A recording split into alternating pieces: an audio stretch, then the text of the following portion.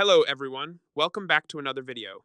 Today I'll show you how to check NI number in the UK.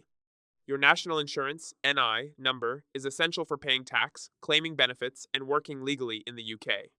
To begin, open your web browser and search for Check National Insurance Number UK, then click on the official Gov UK website.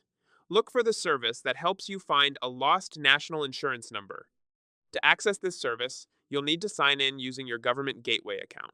Once logged in, you can view your NI number through your personal tax account. If you don't already have a government gateway account, you can create one online by providing your personal details and verifying your identity.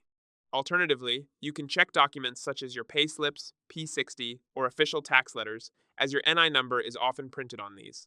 If you're still unable to find it, you can complete Form CA5403 online, and HM Revenue and Customs, HMRC, will send your national insurance number to you by post.